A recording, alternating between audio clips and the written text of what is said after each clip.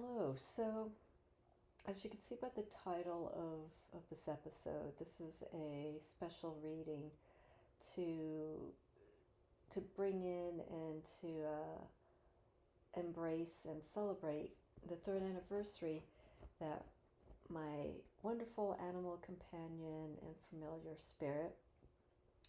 We crossed paths 3 years ago on March 31st of 2020. Ironically, it was the week when I was in California that we went into lockdown. So there's a series of all these different energies that were going on globally, but also it seemed like the universe had something a little special in mind um, for some of us during the pandemic, and spirits coming into my life was definitely one of these little special surprises that the universe uh, gifted me with. So I decided to pull some cards, and the reading that you see here is based on just the energy. There's not like a specific question. I just focused on where spirit's energy is at this time, what could be going on um, between us, what has happened in the past, where we are now, and what could potentially be up ahead for us. So sort of a past, present, future, but um, just a general overall of where things are at this moment. So I decided to keep going with the Wildwood Tarot, which is the top row here, and the Witch's Oracle. I just pulled Witch's Oracle as a oracle guide um, for the flow of this reading. And I'll start with that card in a moment, but let me just show you what I have here and explain some of the tools that I have here that kind of sets the pace and the energy for this reading. So I have my bells here, interesting, because I pulled the bell card um, when doing the guidance for this reading. And these are my witch's bells, which I use for protection and also to um, send energy outward. Bells are associated with air. It is a form of communication. It's not verbal communication, it's energetic communication. So I have these bells here, which has the key for um, intellect and deeper conscious work, and of course the pentacle for bringing in all the elements together: earth, air, fire, water, and spirit. And here I have green agate. It's kind of hard to see here, but this is a beautiful green that has not so much tendrils, but it actually looks very much like the cosmos. There's little flecks in here. Sorry, the camera's having a hard time focusing on it, but when I gravitated to this particular agate, it just, like I said, it just looks like when you look up to the sky and you see all the stars and whatnot, but it's in the realm of green being for earth, for grounding, for heart. The heart chakra is ruled by the color green. Um, and so I really felt attuned for this particular stone to bring in for those properties. I have here, this I got when I was in New Mexico. These are beautiful talisman stones, and they have I am fearless. They have um,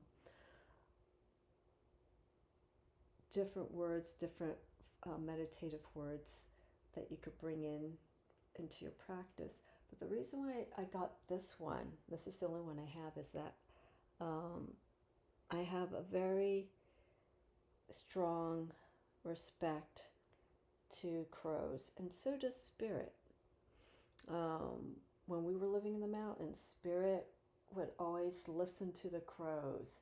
He really wouldn't chase them. He would just, when they start cawking and he's running around, he would just sort of stop and look around and just listen to them, like they are saying something to him, communicating to him. So I feel for Spirit, this could be his protector. I think and feel very strongly that he is guided by the crows and also the owls, because he has the same thing, the same effect when he listens to owls. Now I know that could be just an animal thing, you know, yeah, animals hear birds, are going to stop or listen, but he has a very interesting connection, because even when they would fly in on the balcony of where I was living, he would just look at them and listen to them, and he would try to mimic their sound. So there was something very unique, and I feel like he has a respect and understanding to the crows. Maybe this could have been the animal spirit that led Spirit to me. Who knows? These other two tools I have is just an extension of the protection for the pentacle. And here I have the moon with the eyes closed. The moon is for illumination, for revelation, and things that have come full circle. And that's where I'm feeling this energy has been in the time that Spirit and I have been on our journey. And here I have his collar, which I've just started to put on him. He is now an indoor cat because of where we're living right now. Until we find a place that has a nice yard and I feel it's safe enough for him to move freely, he's going to be indoors for a while. But I do keep a collar. I have 2 collars. I put them on him just as a reminder of his association of being outside, because I don't want him to forget that the time that he has an opportunity to go outside and play out in the yard, it's still there for him. So this is a personalized tag with the name Spirit, and I have like a stone. There's a little cat bell in the back. And then, of course, I have green. I have a green collar. This is supposed to be painted in a way where it's supposed to highlight at night, but I don't think it really does it. So there's a lot of foliage. There's trees and there's branches here, but they're all painted green. So that is in honor of the time of being in the mountains, and also the environment of where I found Spirit, which was in the mountains on a very cool March 31st evening. That's how we met. So let's go right into the reading. The 4 cards, while I was shuffling, these 4 cards actually came out. They just fell out while I was shuffling. And the order that I was reading with them, I know I mentioned I was going to start with the bells, I will in a moment, is I started here. Start with the blasted oak, which is associated with the tower. And I just looked at the cards, placed them intuitively, and I started seeing a pattern here. And for those of you who've been reading tarot for a while and are watching this, you may see some similarities. So the way, when you're looking at this video and listening to what I'm saying, you may have a different interpretation, but I'm curious if those who have a tarot practice feel the same energy that I feel with these cards when I go through the discussion of it. And I will also explain how you can do a reading with your animal companion, and also maybe trying to connect with your companion from the other side. So I won't go into great detail about this because I want to just focus on this very special reading that I got for Spirit, and what our journey has been like, what lies ahead. So the first card I got here is the bell. Okay, again, this is from the Witch's Oracle. Now, here we have a gnome. I guess we could say it's a gnome. And we don't really see a bell, but we do see blue bells here in the background. And so we have this energy of where we are looking at movement of communication. And I like how we have here in the background the sun is rising. We're almost seeing a transition of like from dark, from night to the dawning of the day. And we also have the rabbit here, fertility. So all this energy that we're seeing here is of movement, of things going into the next direction. And I like what we have here. The bluebells here, there's little notes that are coming from here, and it's just a form of music. It's a form of energy, movement that's being put out to the ether. I can also say that this is probably a human version of, not human, but a fairy version of a bluebell just come to form, because we have the top of the bluebell, and we have the green here, and we have like the branches, so on and so forth as arms. But here we're seeing an awakening, as the key word states here. We're seeing whenever we hear bells, obviously things for us start moving. We're alerted. It's also a reminder of things. Sometimes people ring bells as a reminder of something that they have to do. So there's different energies that you can associate with the bells. Now, as I mentioned, I have a bell, or actually I have two bells on this collar for spirit. Now, some people say that bells aren't good to put on cats because, or especially any animal, because if they're out, especially cats who are natural hunters, they don't want to be heard, because that would draw attention to them for being prey. So, but at the same time, the energy that I feel with bells could actually scare any kind of energy that may be coming towards them. So this could actually be a form of protection for him as well. And he's always had bells on his collar. And yes, the times that we were in the mountains, he did get into some skirmishes, but he wasn't, he never came home in a bad state. So there's a protective force that I feel is with spirit. That's just my personal feel and connection with him. And being that he did come from the mountains, I don't know his background. He could have been abandoned, or he could have been born and just someone took care of him for a while and then he just ran away. I have no idea about his history, but he is a very strong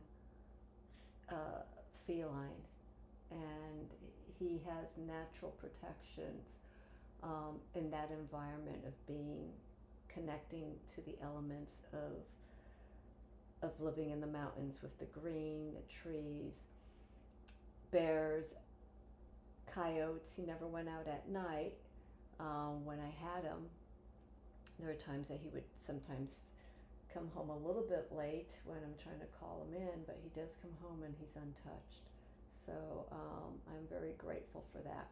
And this has been, for the most part, he has lost his collar and I've been able to find it, but it's with those bells.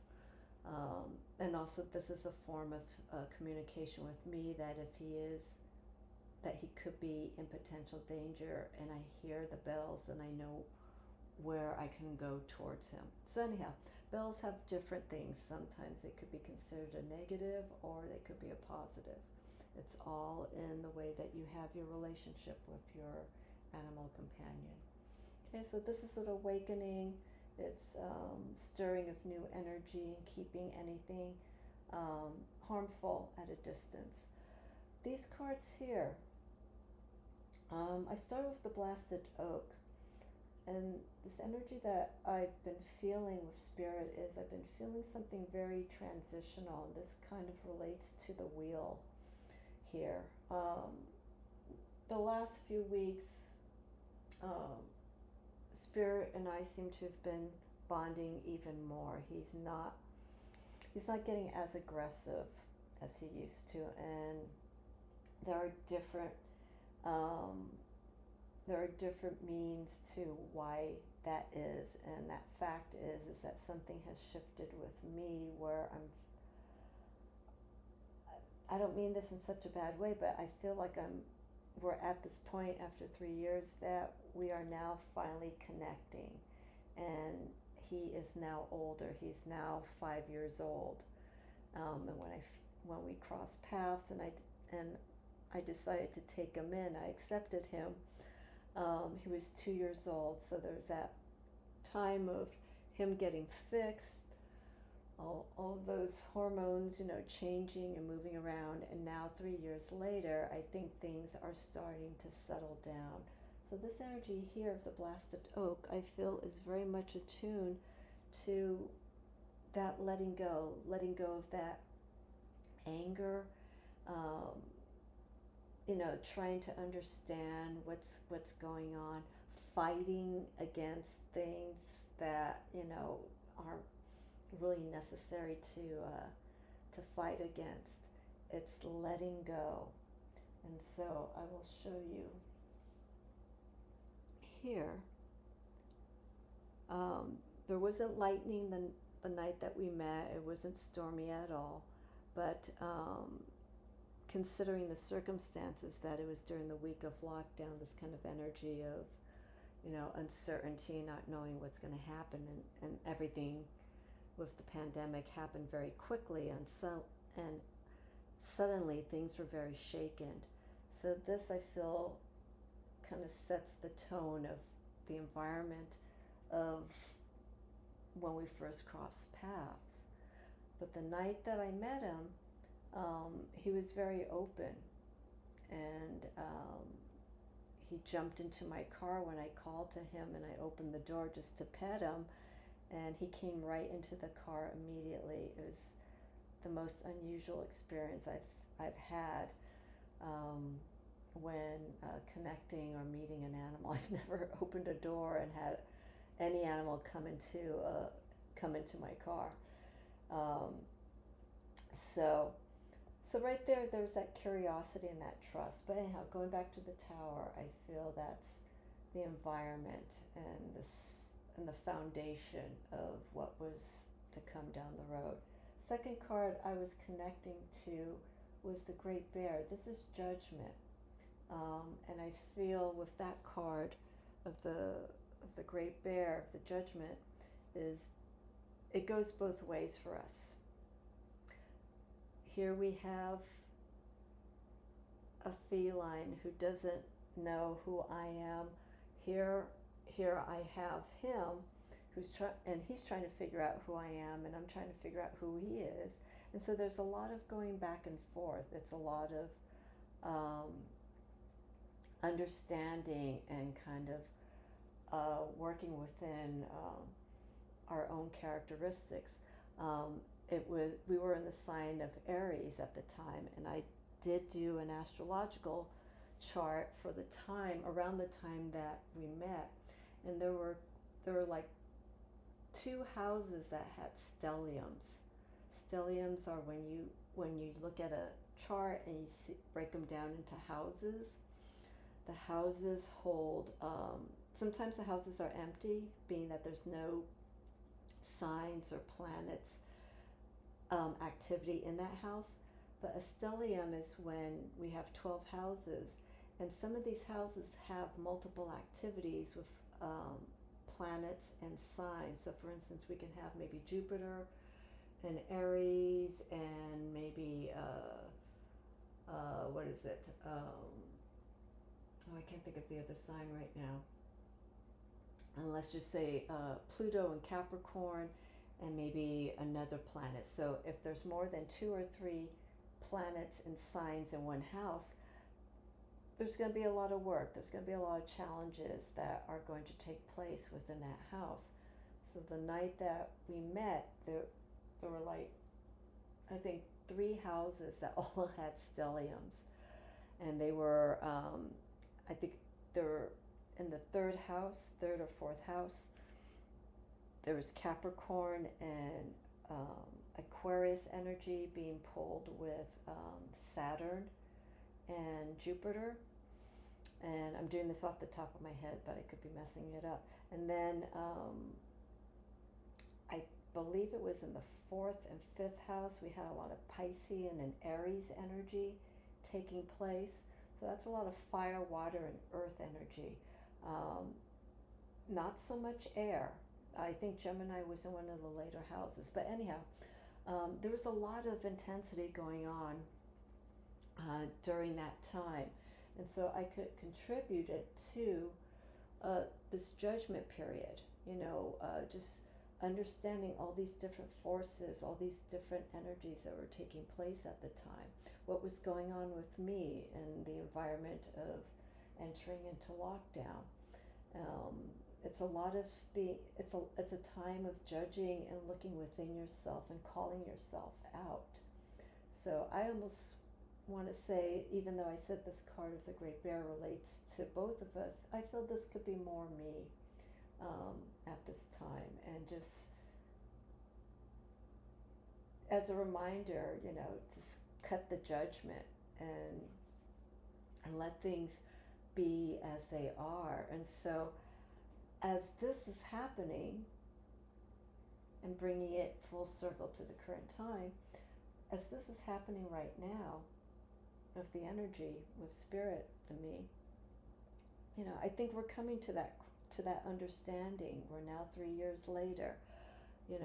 Things are being a little bit lighter, less stressful between us. I'm not moving at the moment. There's no change or anything of that nature. But one of the other cards could be hinting towards something going on. So anyhow, with the Great Bear,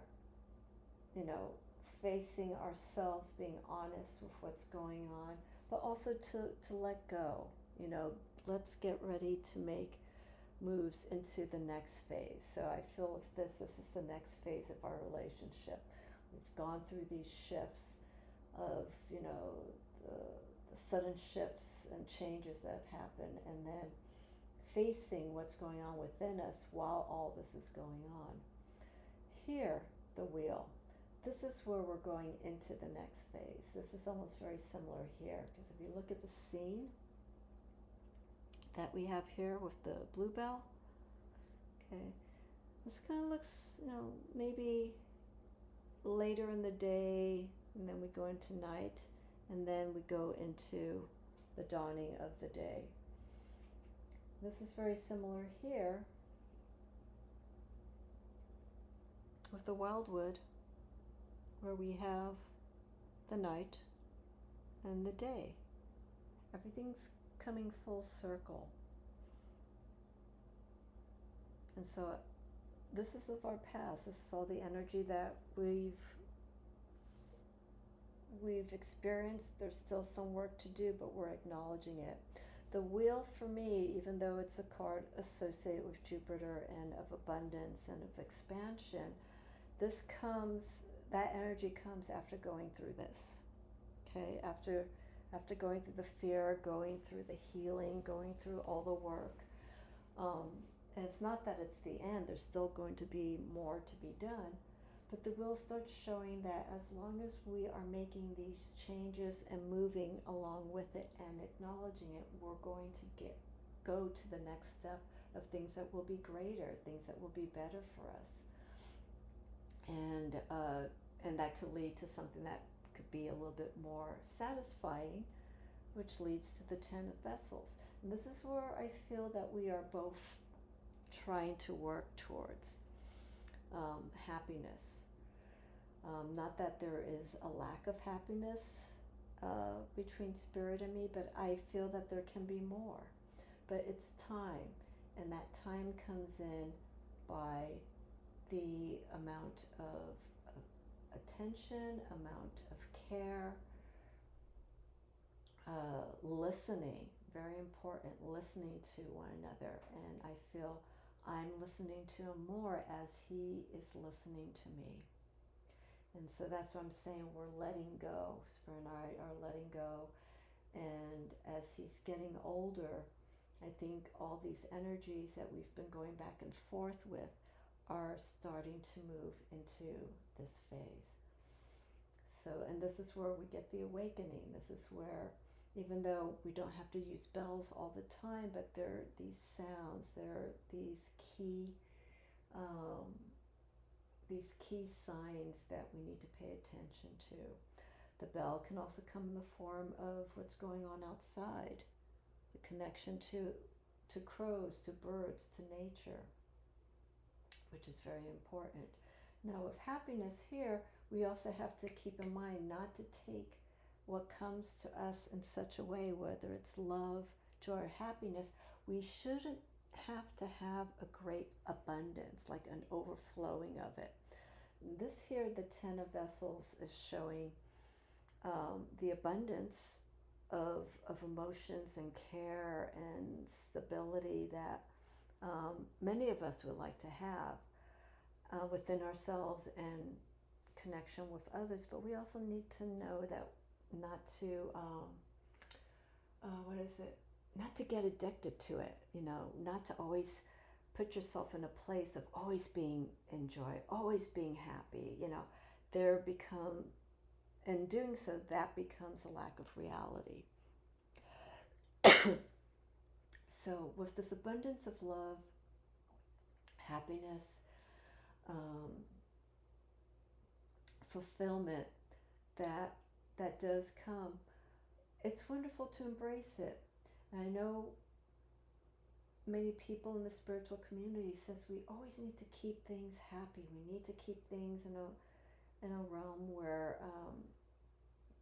things are light and positive.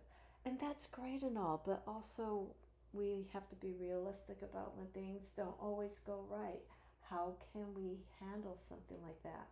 That becomes a challenge to us, and it's hard to maintain that happiness. So with this is just accepting what's coming, but don't, be real about it. Be real that it's not going to always be good, but the experience that you gain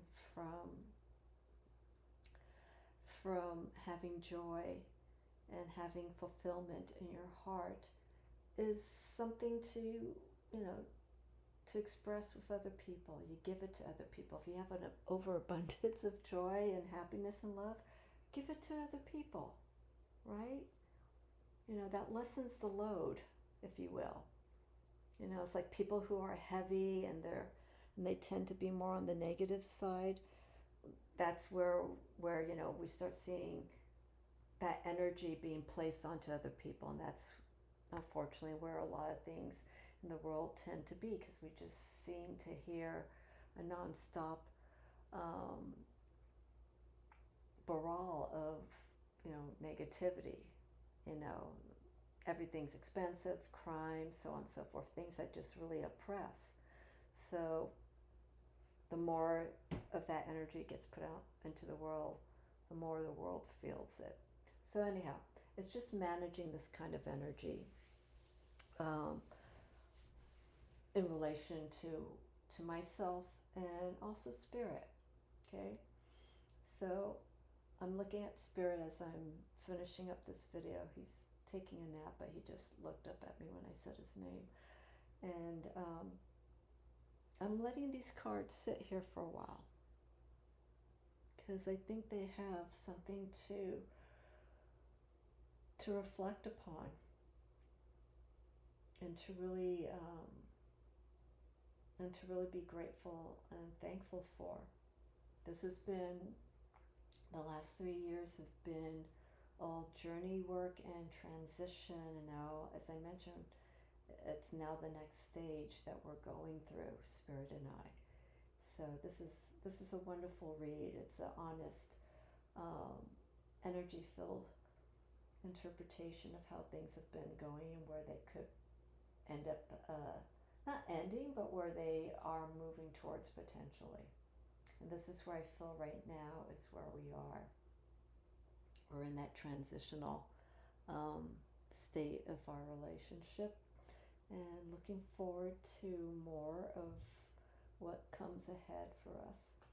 So I'm going to end here really quickly, hopefully quickly.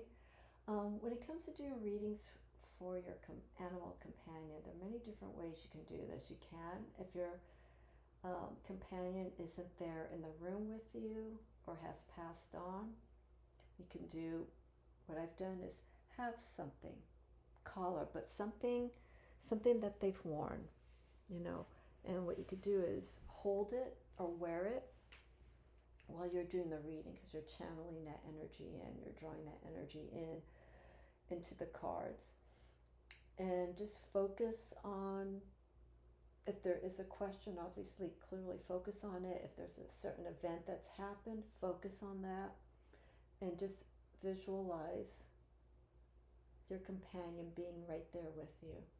Light a candle, bring in some other things, but don't make it so much like a heavy altar with all the toys and the food and the favorite water bowl. You just need one thing that holds that energy the most, and put it onto the table.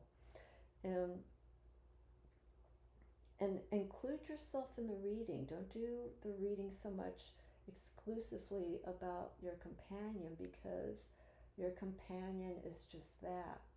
A companion means that there's another party involved, and that party is you. So your energy is going into the reading as well. Okay? So there are people who are having hard times understanding or maybe communicating with their animals. So animal companions. So when you're doing the readings may come across, like here, may tell something about you as well as your companion and what can be resolved in it. And that's what I was feeling here with these last two cards here. And now where this energy can start moving towards. And the vibration of how things are moving at this time. So it's an awakening. I think, like I said, this for me is almost like a crossroads. It's opening and calling out to the next chapter. So I'm very happy with this reading. Not that, if it was a negative reading that I'd be disappointed, but if the cards that you pull end up being a little bit more on the heavier side, it means that there's still work that needs to be done, either with you or your dog, or more dog or cat, or both of you. So that's something to keep in mind. Okay, if you start looking at your reading and it's like, wow, this reading is coming to sound a little bit more like me, maybe that's where the energy needs to be worked on. It's the cards that say it's you that may need to do the work, and then you can better reach out to your companion. So on that note, I thank you for watching this, and I'm looking forward and very grateful, Spirit, to have you 3 years into my world, and wishing quite a few more years up ahead for us, and seeing where things are going to lead us. So happy anniversary, Spirit. Much love to you, my dear familiar. And if you have any questions about this reading, or how to do readings with animals, whether they're here or in the other realm, leave me a message. Let me know in the comments below. You can reach me via my website or on Instagram. Alrighty? So let me know how you feel about this, and I will be back again soon. I just thought I'd come in and share this very insightful reading on the 3rd anniversary of Spirit and I meeting up. All right, have a wonderful week, and I will be in touch with all of you soon. Bye-bye.